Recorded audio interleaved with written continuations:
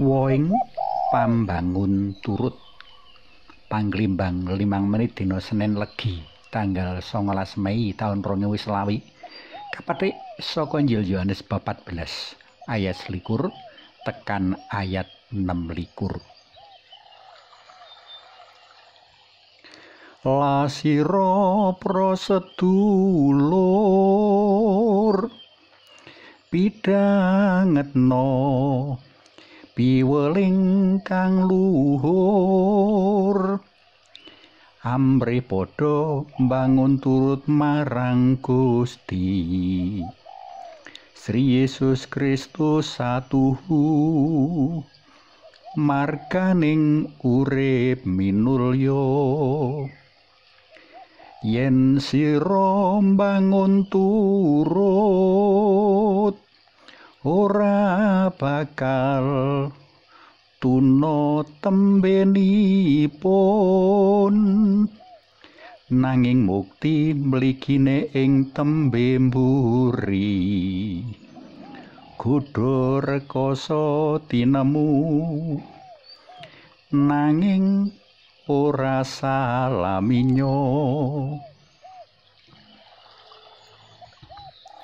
Iki pirembugan bab pambangun turut. Dina iki aku ngaturi pamrayoga becik marang sapa kudune kita kabeh padha asrah pambangun turut. Amung marang Gusti Yesus wae kudune kita kabeh padha asrah pambangun turut. Aku ngajakake telung alasan minangka dasar. Sepisan Gusti Yesus mujudake sang dalan kasunyataning urip sejati. Minangka dalan kasunyataning urip sejati, sangkane cetha saka swarga. Minangka dalan kasunyataning urip sejati, ancas tujuane uga cetha tumuju swarga. Mula saka kang liwat ngetut dalan iki mesti bakal kepenak ing tembi. Kita bisa ngetut dalan kasunyataning urip sejati kanthi nuhuni pakon paugeran welas asih dalan. Sebab sapa kang bangun turut marang aku, dheweke tresnani aku. Sapa kang tresnani aku bakal ditresnani ramaku uga. Aku lan ramaku bakal madunung nyawiji ana wong mau. Marga kadunungan Sri Yesus lan Allah Yang Rama, awake dhewe ginawi saguh ngadepi sakeh sarusikulan pacobaning urip. Marga kadunungan Sri Yesus Allah Yang Rama, kepara Allah Yang Roh Suci, awake dhewe ora samar ngliwati dalan-dalan rungkil kebaing bebaya. Tetep gandolan Gusti mesti bakal mukti. Kapindho, pambangun turut dadi bukti nyata tresna kita marang panjenengane. Saka kene tresna ora cukup amung kakujahake lan kasesorahake ananging kudu kawujudake ing pambangun turut.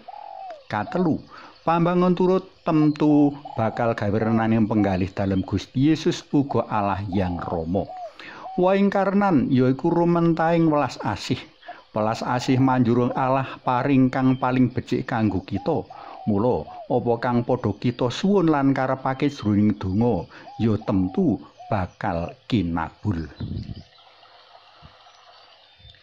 Para tresna dalem kinasih saya caket ing raya mekra dalem Gusti tansaya binuka kekeran-kekeran rancangan kamulyan dalem tumrap manungsa kinasihe.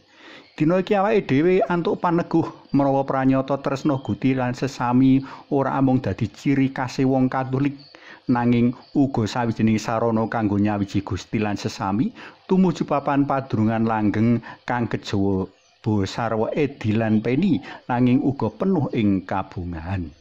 Luwih saka iku, pambangun turut dadi wujud nyata menawa awake dhewe tresnani panjenengane. Mula ayo padha tetep sengkut gumregut nindakake paugeran welas asih dalem nadyan pepalang gilir gumanti ngadang ngrerendeti. Suwawi sami munjuk kunjung asma dalem Yang Rama so Yang Putra tuwin Yang Roh Suci. Amin. Duh Gusti Yesus sang margining kasunyatan ingkang sejatos mugi tinuntuna kawula tumapaking margi-margi dalem ingkang rungkil boten gampil amrih saged tumugi ing gesang mulya langgeng sareng paduka. Mugi linurna Yang Rama Yang Putra tuwin Yang Roh Suci kados sing kula buka sakmenika sareng sak lami-laminipun. Amin. Kunjung asma dalem Yang Rama, Sang Yang Putra, Tuwin Yang Roh Siji. Amin.